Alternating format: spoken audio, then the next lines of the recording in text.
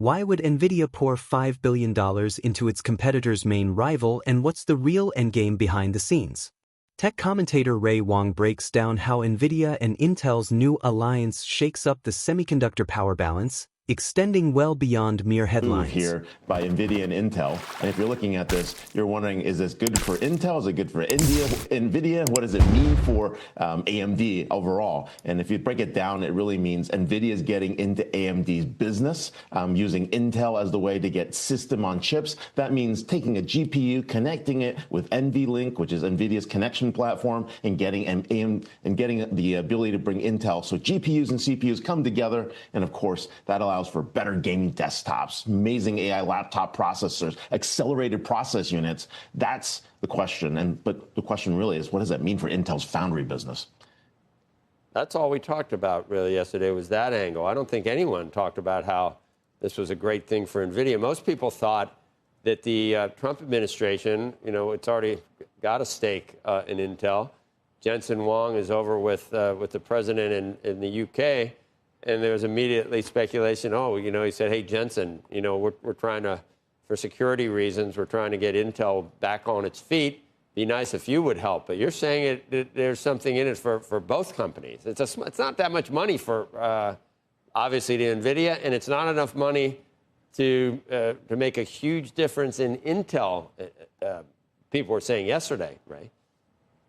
It's the beginning of being able to get volume into the foundry business. The question really is, can Intel build another foundry, get a chipset in place, get the volume so that, the ability to make chips on U.S. soil is possible? Because right now, most people are fabless. That means you design the chip, you get TSMC and Samsung to go build it.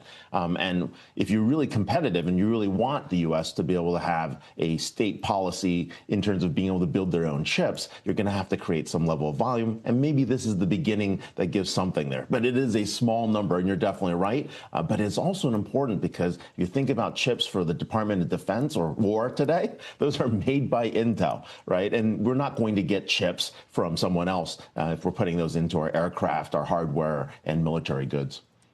Were you surprised by how big the move was? And we tried to tie that to just the idea that, look, if you thought that there was an actual existential long-term threat to Intel, it kind of takes that off the business. They're probably going to be around now if they start with a partnership with Nvidia and with the U.S. government. I think it makes it less likely that Intel will go away, but the structural issues at Intel still remain. It's a question of, are you going to make chips, or you're going to design chips, and can a company doing both survive? That's the ultimate question. And I think most people in the chipset business would say that's a pretty hard task to do. They're two different motions, but if you can pull it off, you get some synergies. The challenge is Intel has underinvested over the last decade in the latest generation of chips. But here's a situation where maybe putting Nvidia and Intel together might give you enough to get that catalyst to start.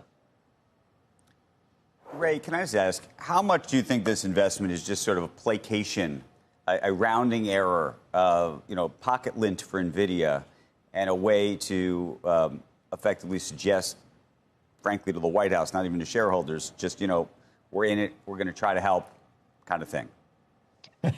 Well, if you look at it from the numbers, it is a rounding error, but it means more to Intel than it does Nvidia. But it also means that we're building and supporting the U.S. ecosystem and of chips. It's a very small ecosystem, as you can tell. And so this is the challenge: is can you get more suppliers, more design, more software, more capabilities built here? Nvidia obviously wants to be in the x86 business. They could do it. They could have partnered with AMD to do it. Instead, they're here partnering with Intel, giving them at least a lifeline. The question is, can Intel think of a broader strategy, and can they start manufacturing chips that are packed better, right? When we're going from 5 nanometer to 3 nanometer to 2 nanometer, Intel's not even in that game. Yeah, the very first thing you started with was that there actually is something here for Nvidia. There might be a method to the madness other than just, $5 billion is not a lot, but they expect some return from this. I think maybe it'll work. Maybe there is some.